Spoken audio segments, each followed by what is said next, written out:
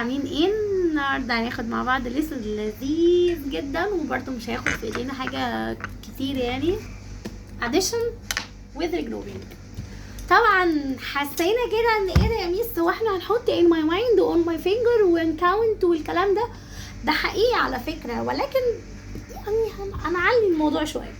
بصوا الاسئله بتيجي ازاي. هو في العموم الاديشن وذ regrouping اي حد يسمعها هي فعلا لو انا جيت قلت لكم مثلا 429 مثلا بلس 384 مثلا، هنعمل ازاي؟ عادي البلس اللي هو الونس مع الونس والتنس مع التنس والهندردز مع الهندردز، بمعنى 9 بلس 4 equal 13، 3 ومعايا 1 carry up، ال1 على 2 طبعا تبقى 3 بلس 8 equal 11، هنحط 1 وال1 carry up على 4 يبقى 5 بلس 3 equal ايه؟ 8. ولكن السؤال بقى بيجي ازاي؟ السؤال بيجي كده بالظبط، هو بيجي يقول لي مثلا find the sum، ويجي يقول لي round it او round and find the sum. احنا باختصار احنا هنحل بالطريقتين، هناخد الاكتوال answer وهنجيب كمان الراوندنج بتاعهم، بمعنى وده على فكره بنحل بيه كتير قوي. بصوا احنا هنطلع الاكتوال انسر اللي هو الانسر الطبيعيه الحقيقيه يعني. طيب وهنعمل ايه كمان؟ قال لي راوند 8.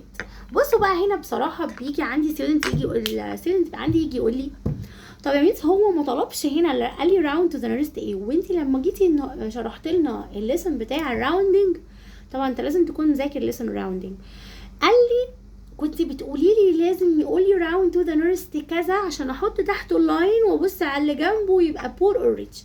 ده كلام حقيقي جدا، ودي الحاجات اللي معظم الستودنتس عندي بيتلخبطوا فيها. بص هنا بقى مديك مطلق الحريه، بمعنى هو قال لك راوند 8، عايز تحط اللاين على هندردز اوكي، عايز تحطها على التنس اوكي، ولو كان لو كان النمبر اكبر من كده وعايز تحطها على 1000 as you like. يبقى هنا عندي ممكن طالب وطالب يختلف الانسر بتاعتهم، ولكن الكلام ده صح طول ما هو ما قاليش راوند تو ذا نيرست حاجه. فركزوا في الكلام عشان لما تيجوا تحلوا. فهنا قال لي 429، انا بصراحه بحب ذا لاست ديجيت، انا بحب اخر واحده بصراحه. فهنا ده 4، فاروح عامله الفور تحتها لاين وبص زي ما اتفقنا على اللي جنبها. ال2 بور اور ريتش، بور مش تديني حاجه، فالفور هتنزل زي ما هي وانزل ال2 زيروز. عرفتوا بقى ليه انا بحب اخر واحده؟ عشان ما بحبش انزل حاجه قبلها، لان انتوا عارفين لو في حاجه انا حاطه تحتها لاين وفي نمبر قبله بينزل زي ما هو. طبعا لو في مشكله في الليسن بتاع الراوندنج ارجع للليسن بتاع الراوندنج هتلاقيه موجود عندنا على الشانل.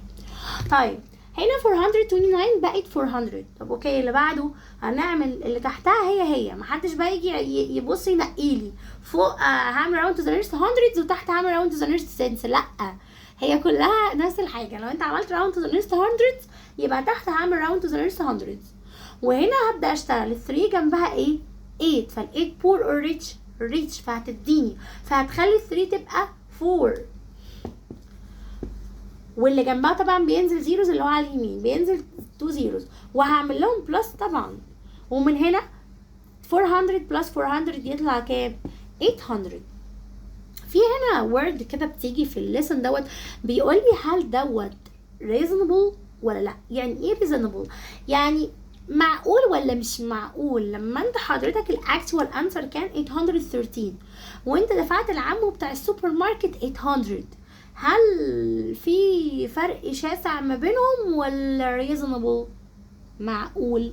لا طبعا معقول، لان هو 800 و 813 ما فرقتش يعني ده 13 باوند يعني، فممكن نقول عليها reasonable.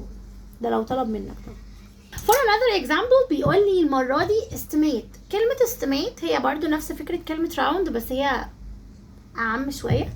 فقال لي estimate by using rounding to the nearest tens. المرة دي كان accurate شوية وقال لي عايز round to the nearest tens، يعني انت لازم تحط اللاين المرة دي تحت التنس، مش هتعمل بدماغك. طبعا احنا هنطلع الاول الاكتوال انسر 7 بلس 1، الوانس مع الوانس والتنس مع التنس، طبعا 7 بلس 1 equal 8، 5 بلس 4 equal 9 وال3 تنزل فبقى 398. فاحنا عايزين نعمل له راوند تو ذا نيرست تنس. على فكره هي دي طريقه الحل، نفس الستبس كده بالظبط.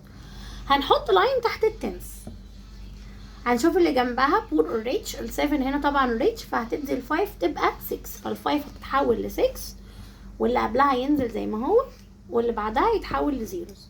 اتفقنا كده؟ طيب وهنا 41 ال4 جنبها 1 فال1 poor or rich، طبعا poor فمش هتديني حاجة، فهتفضل 4 زي ما هي، 4 زي ما هي، وننزل ال1 تبقى تتحول لزيرو.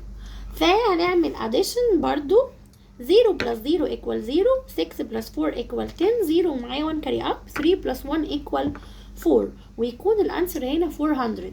تعالوا نشوف هي reasonable ولا لا.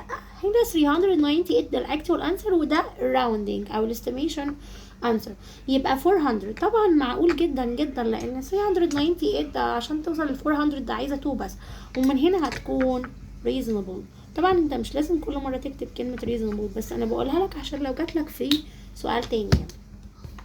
وبكده يا حبايبي نكون خلصنا الليسن، واشوفكم على خير السيشن الجاي، و جود باي.